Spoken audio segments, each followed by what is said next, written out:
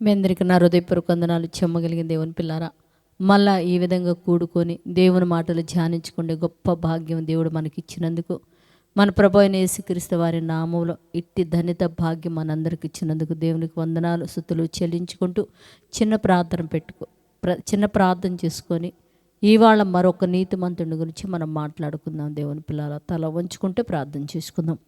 పరిశుద్ధుడా, చెమ్మగలిగిన మా పరలోకపు తండ్రి, నాయనా నీ కృప కలిగిన నామానికి వందనాలు. నాయనా బలహీనులము అయోగ్యులము నా తండ్రి, ఈ దినం ఒక నీతిమంతుని గురించి మేము మాట్లాడుకోబోతుండగా తండ్రి, ఆ నీతిమంతుడిలో ఉన్న ఆ గుణాలు నా తండ్రి నైనా మేము కూడా కలిగి ఉండినట్లు కృప చూపమని, వినగలిగే చెవి గ్రహించగలిగే హృదయం వాక్యానుసారంగా బ్రతకడానికి శక్తిని అనుగరించి సహాయం చేయమని మా రక్షకుడు నీ కుమారుడిని యేసయ్య పరిశుద్ధ నామములో ప్రార్థన అడుగుతున్నాం తండ్రి, ఆమేన్. జీవము కలిగిన దేవుని పిల్లారా, మనం ఈరోజు మరొక నీతిమంతుడి గురించి మనం మాట్లాడుకుందాం. దేవుని పిల్లారా, ఒక వ్యక్తి రాజ్యాన్ని పరిపాలన చేయాలంటే ఆ వ్యక్తికి నీతి అనేది ఉండాలని చెప్పేసి మనం సాధారణంగా కూడా ఒక ప్రమాణం చేసేటప్పుడు కూడా మనం రాజ్యాంగం ప్రకారం ప్రమాణం చేసినప్పుడు కూడా ముఖ్యమంత్రి కానీ ప్రధానమంత్రి కానీ వారు మాట్లాడుతూ నేను నీతిని జరిగిస్తాను, నీతిని నేను పాటిస్తాను, నీతి ప్రకారం నేను బ్రతికి అనేక మందిని నీతి మార్గులు నడిపిస్తామని చెప్పేసి దేశాల గురించి ప్రమాణాలు చేస్తున్నట్టుగా మనం చూస్తుంటాం. దేవుని పిల్లరా, ఆ విధంగానే మనం చూడగలిగితే మరి ఈరోజు దావీదు అనే నీతిమంతుని గురించి మనం మాట్లాడుకుందాం. దావీదుకున్న మంచి గుణం ఏంటి అని మనం చూడగలిగితే దేవుని పిల్లరా, దావీదు కాడ 3 గుణాలు మనకు కనపడతాయి. ఒకటి ఏంటంటే, తనకిచ్చిన పని అది ఎలాంటిదైనా సరే ఆ పనిలో అశ్రద్ధ లేకుండా నీతి ప్రకారం నియమం ప్రకారము జరిగించి, ఒకటి తనకు ఆ పనిని అప్పచెప్పిన మనుషులను కానీ దేవుణ్ణి కానీ సంతోషపెట్టే లక్షణం ఒకటి ఉంది దావీదు దగ్గర. రెండోది ఏంటయ్యా అని మనం ఆలోచిస్తే, దేవుని చేత అభిషేకించబడిన మనుషులని కొట్టకూడదు. తనకంటే పెద్దవారు తనకి హింసించినను తనను కొట్టిన దీవెనకరమే అనుకునే లక్షణము అతని దగ్గర ఉంది. దేవుని పిల్లారా, ఇక మూడోది ఏంటి అని మనం చూడగలిగితే, తనను తాను తగ్గించుకొని తను రాజ్య పరిపాలన చేసే స్థానంలో అతను ఉన్నప్పటికీ, రాజ్యంలో ఉన్న అందరూ కూడా తనకు సేవ చేసే పరిస్థితుల్లో ఉన్నప్పటికీ కూడా తనకంటే తక్కువ వారికి సేవ చేసే లక్షణం తన దగ్గర ఉంది. అంటే ఈ 3 లక్షణాలు ఎవరి దగ్గర ఉన్నాయంటే దావీదు దగ్గర ఉన్నాయి. కనుకనే దావీదుకి నా ఇష్టానుసారుడైన మనుషుడనే పేరు కూడా దావీదుకు ఉంది. అలాగనే తనను తాను తగ్గించుకొని సేవ చేసే స్థితి కూడా తనకుంది. అతనికి నీతిమంతుడనే పేరు కూడా వచ్చింది. దేవుని పిల్లరా, ఒకసారి మనం చూడగలిగితే మొదటి సమూయేలు గ్రంథము 24 అధ్యాయం 18వ వచనంలో 6వ వచనంలో మనం చూడగలిగితే, దావీదుతో సౌలు రాజుగారు మాట్లాడుతున్నాడు. దేవుని పిల్లారా, ఎందుకు మాట్లాడుతున్నాడని మనం చూడగలిగితే, సౌలు దావీదుని మరి చంపాలని తరుముతున్నారు. తరిమి ఏ విధం చేతైనా దావీదుని చంపేయాలని ఒక ఆలోచనతో దావీదును తడువుతున్నప్పుడు, దావీదు పారిపోతున్నప్పుడు ఒక్క సమయంలో ఏంటంటే దావీదు గారికి ఎవరో సౌలు రాజు దొరికారు. దొరికినప్పుడు ఈ సౌలుని చుట్టుపక్కల ఉన్న ప్రజలు అంటున్నారు, సౌలుని ఏసి చెయ్యి అని చెప్పేసి మాట్లాడుతున్నాడు.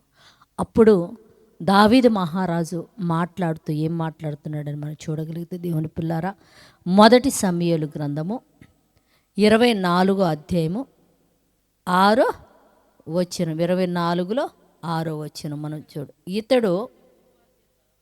ఇతడు యెహోవా చేత ఇతడు యెహోవా చేత అభిషేకమును నొందినవాడు గనుక, యెహోవా చేత అభిషక్తుడైన చూడు నా ప్రభువునకు నేను ఈ కార్యము చేయుదునా. అంటే ఇతడు ఎలాంటి వాడంటే అభిషక్తుడు. యెహోవాను బట్టి అతన్ని నేను చంపను.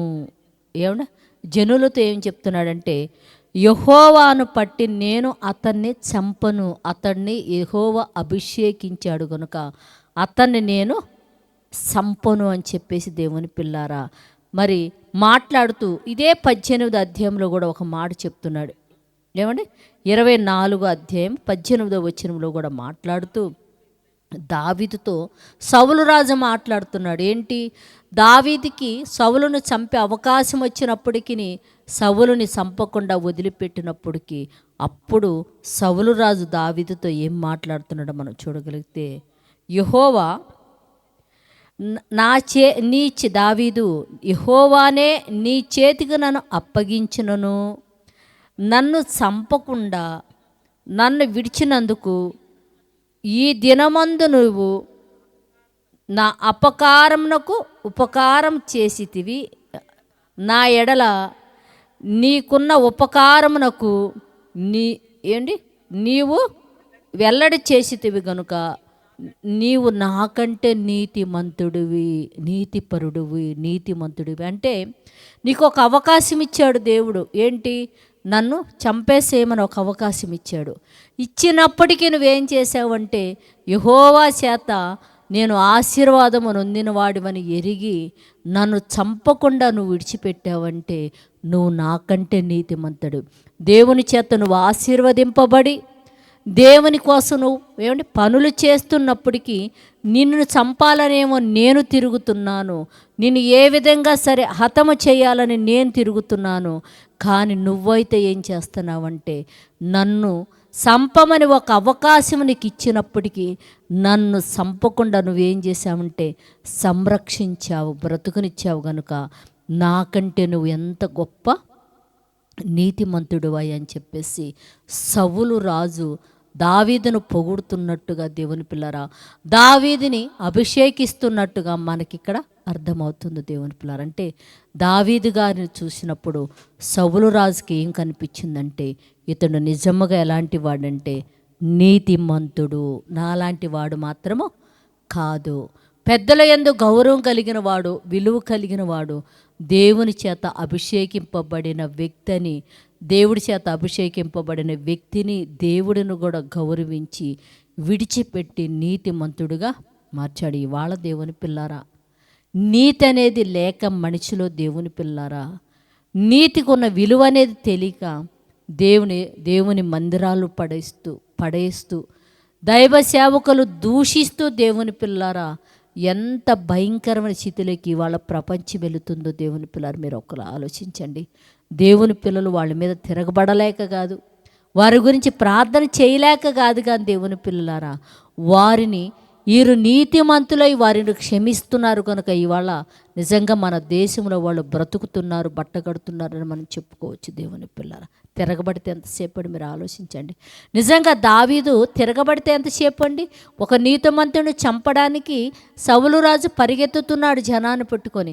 అదే దావీదుకు అవకాశం వచ్చినా ఎందుకు వదిలిపెట్టాడు అంటే, అతడులో ఒక నీతి ఉంది కానీ ఒక దేవుని భయం ఉంది కనుక అతడు ఏమి వారిని చంపకుండా, వారిని ప్రమాదంలోకి వెళ్ళకుండా అతను కాపాడటం వలన సౌలు రాజు ఏం మాట్లాడుతున్నాడంటే, అతను నిజంగా నీతిమంతుడు. ఒక అవకాశం వచ్చినప్పటికీ అతను నీతిని జరిగించేవాడు గనుక ఏమి మాట్లాడకుండా నా ప్రాణాలు తీయకుండా నన్ను బ్రతకనిచ్చాడని చెప్పేసి సౌలు రాజే దావీదుని గురించి పొగుడుతున్నట్టుగా, మాట్లాడుతున్నట్టుగా మనం చూడగలుగుతున్నాం. దేవుని పిల్లరా, ఇంకా అపోస్తల కార్యం మనం చూడగలిగితే, దేవుని పిల్లరా, అపోస్తల కార్యం 13 వచనంలో కూడా మనం చూడగలిగితే, అపోస్తల కార్యం 13వ అధ్యాయము 22వ వచనంలో మనం చూడగలిగితే, తర్వాత అంటే సౌలు రాజు ఎప్పుడైతే నీతి న్యాయములను వదిలిపెట్టాడో తర్వాత దేవుడు అతన్ని తొలగించి దావీదుని ఇశ్రాయేలుకు రాజుగా నియమించాడు. దేవుని పిల్లరా,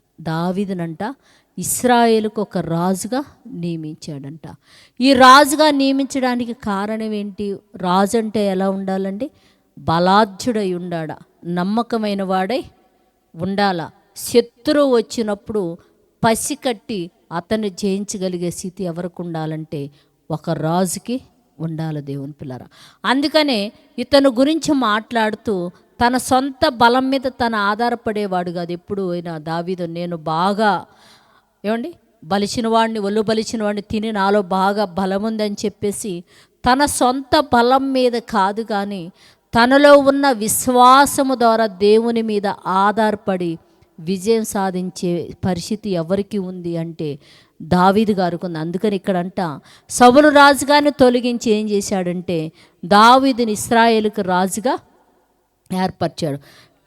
మరి ఆయన నేను యెషయా కుమారుడైన దావీదును కనుగొన్నాను. ఎప్పుడు కనుగొన్నాడు? యెషయా కుమారుడైన దావీదును ఎప్పుడు కనుగొన్నాడని ఈ భాగం ఇక్కడ ఉంచుకొని దేవుని పిల్లరా, ఇదే మొదటి సమూయేలు 17వ అధ్యాయము 34వ వచనంలో కూడా ఒకసారి మళ్ళీ మనం వెళ్ళి అక్కడ ధ్యానించగలిగితే ఎప్పుడు అతను కనుగొన్నాడని మనం చూడగలిగితే దేవుని పిల్లరా, ఒకసారి చూడండి. ఒకసారి మరి 17వ అధ్యాయము మొదటి సమూయేలు గ్రంథం 34వ వచనంలో మనం చూద్దాం. చదవండి ఒకసారి.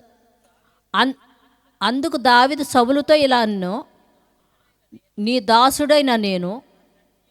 ఏమండి, మనం చూడగలిగితే ఇశ్రాయేలు ప్రజల మీద గొలియాత్ అనే ఒక వ్యక్తి యుద్ధానికి వచ్చి, మీలో ఎవడైనా గొప్పవాడుంటే రండ్రా తేల్చుకుందాం, నేను ఒక్కడనే వస్తా మా వారి పక్షాన, మీ వారి పక్షాన ఎవడైనా ఒక్కడే రండి అన్నప్పుడు ఇశ్రాయేలేంది ప్రజలేంది వణికిపోతున్నప్పుడు దేవుని పిల్లరా, దావీదు అరణ్యంలో గొర్రెలు కాసుకుంటూ తన అన్నలకు ఆహారం ఇవ్వటానికి అక్కడికి వచ్చాడు.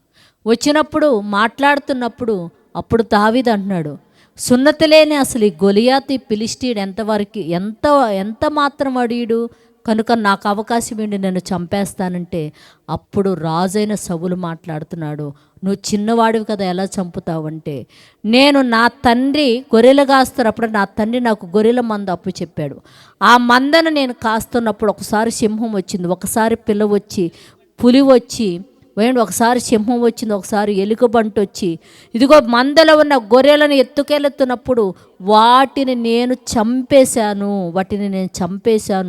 నా ప్రాణాలకు తెగించి నాకు ఇచ్చిన పని నిమిత్తం నాకు ఇచ్చిన వ్యక్తి నష్టపోకూడదని చెప్పేసి వాటిని నేను చంపేశాను. కనుక ఆఫ్టర్ ఆల్ ఇశ్రాయేలు ప్రజలను దూషిస్తున్న ఈ గొలియాత్ ఎంతవాడు, ఆ గొర్రెలను ఏ విధంగా ఆ సింహాన్ని నేను ఎలాగ చంపాను, సింహ యొక్క బలం నుంచి, ఎలుకబంటి యొక్క బలం నుంచి నన్ను రక్షించిన దేవుడు ఈ ఫిలిష్తీయుడి చేతుల నుంచి కూడా నన్ను రక్షించడానికి ఆయన సమర్థుడని ఒక విశ్వాసముతో యుద్ధం చేసి దేవుని పిల్లరా గొలియాతును మనల్ని చంపేసినట్టుగా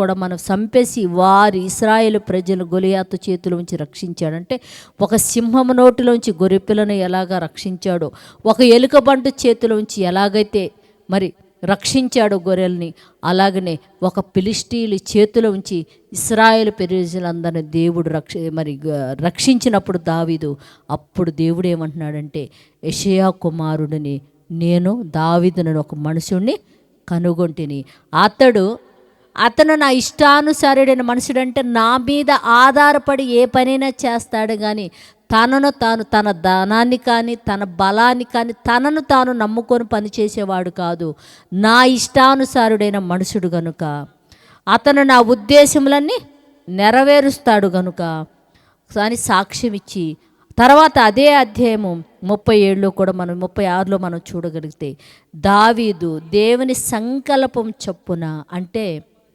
దావీదు గారంట దేవుని సంకల్పం చొప్పునంట తన తరమ వారికి సేవ చేసి నిద్రించి తన పితరుల యొద్దకు వెళ్ళును అని రాయబడింది. అంటే తన తరమ వారికంట సేవ చేసే గుణం ఉందంటే, మహానుభావుడైన యేసయ్య ఎలాగైతే దేవుని పిల్లలారా సేవ చేసే గుణముందో యేసయ్యకి, ఎవరైతే మరి గొప్పవారుగా ఉండాలని కోరుకుంటారో వాడు దాసుడై ఉండాలా అని అంటాడు దేవుని పిల్ల. అంటే వాడు సేవ చేసేవాడై ఉండాలన్నాడు. అంటే దావీదు కూడా తన తరమ వారికంటే సేవ చేశాడంటే, యేసయ్య కూడా చూడండి 12 మంది శిష్యులు ఉంటే ఆ 12 మంది శిష్యుల్లో తను మరణించబోయే ముందు వారందరినీ కూర్చోబెట్టి వారి పాదాలు పళ్ళెములో పెట్టి కడిగి ఏం చేశాడంటే కండవ పెట్టి తుడుస్తున్నాడు. ఎందుకు? ఆ పాదాలు సువార్త నిమిత్తం ఎన్నో గ్రామాలు తిరిగి ఎంతో సువార్త పనులు తిరిగినాయి గనుక, ఆ పాదాలు సుందరమైనవి గనుక ఆ 12 మంది శిష్యులు పాదాలు కడగటం అనేది మనం చూస్తాం. అంటే తనను తాను తగ్గించుకొని తనకంటే తక్కువ వారికి సేవ చేయటం దేవుని పిల్లారా. మరి అలాగనే దావీదు కూడా ఇశ్రాయేలుకు రాజు అయి ఉండంటే ఏం చేశాడంటే, తన తరమ వారికి సేవ చేసంట నిద్రించి తన పితరుల యొద్దకు చేరినని రాయబడింది దేవుని పిల్లారా. అంటే దావీదుకున్న గుణం ఏంటంటే, తనకంటే తక్కువ వారైనా సరే ఒక రాజు స్థితిలో దేశమంతా తనకు సేవ చేస్తున్నా కూడా అంట తన మాత్రం తన తరమ వారికి సేవ చేసి నిద్రించి తన పితరుల యొద్దకి చేర్చారంట. అలాగనే పరలోకములో ఉన్నవారు, భూమి మీద ఉన్నవారు, భూమి కింద ఉన్నవారు యేసయ్య నామములో మోకాళ్ళు వంచి ఆయన నామం ద్వారా పరలోకమందున్న దేవుడు స్తుతించే స్థితి కలిగి ఉన్న యేసయ్య ఏం చేశాడంటే తన తరమ వారికి ఏం చేశాడంటే వారి పాదాలు కడిగినట్టుగా మనం చూడగలుగుతున్నాం దేవుని పిల్లరా.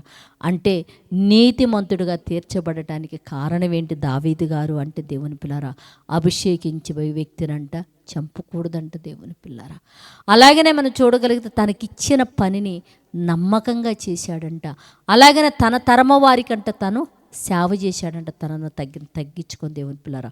యేసయ్య ఎలాగైతే తనను తాను తగ్గించుకొని పరిచర్య చేశాడు, దావీదు కూడా అలాగనే చేశాడు. అందుకనే దావీదుని ఏం చేశాడంటే సౌలు గారు మాట్లాడుతూ నాకంటే నువ్వు గొప్ప నీతిపరుడు అనే పేరు దావీదు గారు సంపాదించుకున్నాడు. మనము కూడా మన తరములో అనేక మంది చేత నీతిమంతులుగా మనం కూడా తీర్చబడినట్లు ప్రార్థన చేద్దాం. పరిశుద్ధుడా జీవము కలిగిన మా పరలోకపు తండ్రి, నాయనా నీ కృప కలిగిన నామానికి వందనాలు తండ్రి. దావీదు నీవిచ్చే తను తండ్రి గొర్రెల మంద తనకు అప్పు చెప్పినప్పుడు ఎంత నమ్మకంగా తండ్రి తన ప్రాణమునకు తెగించినైనా, ఇదిగో సింహము నోటి నుంచి ఎలికపంటు నోటి నుంచి నా తండ్రి నైనా ఇదిగోనైనా వాటిని గొర్రెలను కాపాడి తన మందని ఎలా కాసినప్పుడు అతను నువ్వు చూసావునైనా. ఇశ్రాయేలు ప్రజలను నాయన గొలియాతు నా తండ్రి చలవిడిగా మాట్లాడుతున్నప్పుడు నీ బలము వలన గొలియాతును నా తండ్రి ఓడించి ఇశ్రాయేలు ప్రజలను రక్షించినట్టుగా మనం చూస్తున్నాం తండ్రి. అయ్యా ఇదిగో ఇశ్రాయేలు ప్రజలకు అతను రాజుగా నియమించినప్పటికీ నాయన నీ ఉద్దేశాలను నెరవేరుస్తూ తన తరమ వారికి అతను సేవ చేసి ఇదిగో నీ వలన అభిషేకింపబడిన వారిని దూషించకూడదని, వారిని చంపకూడదని ఒక నియమం తనను మాట్లాడినప్పుడు అతన్ని నువ్వు నీతిమంతుడిగా తీర్చావు తండ్రి. మేము కూడా నైనా మా తరమ వారికి మమ్మల్ని మేము తగ్గించుకొని నీతిమంతులుగా నా తండ్రి మారునట్లు కృప చూపమని బ్రతిమలాడుకుంటూ ఎంతమంది అయితే ఈ మాటలు వింటున్నారో వారిని వారి కుటుంబాలను ఆశీర్వదించండి, దీవించండి. వాక్యానుసారంగా బ్రతకడానికి కృపను అనుగ్రహించమని అడుగుతూనైనా మా చుట్టూ ఉన్న వారి ఎడల ఇదిగో మా ఇంటి వారి ఎడల నా తండ్రి నేను మమ్మల్ని మేము నీతిమంతులు ఈళ్ళు అని చెప్పగలిగే స్థితిలో మేము బతకడానికి కృపను గురించి సహాయం చేయమని నా తండ్రి. ఎంతమంది అయితే నీ సహాయం కోసం ఉదయం లెగిసినైనా నీ వలన సహాయం పొందాలని ఎదురు చూస్తూ ప్రార్థన చేస్తున్నారో వారికి ఆ సహాయం అందించి నా తండ్రినైనా కృప చూపమని మా రక్షకుడు నీ కుమారుడైన యేసయ్య పరిశుద్ధ నామములో ప్రార్థన అడుగుతున్నాము తండ్రి. ఆమెన్. మీ అందరికీ నా హృదయపూర్వక వందనములు, ధన్యవాదాలు.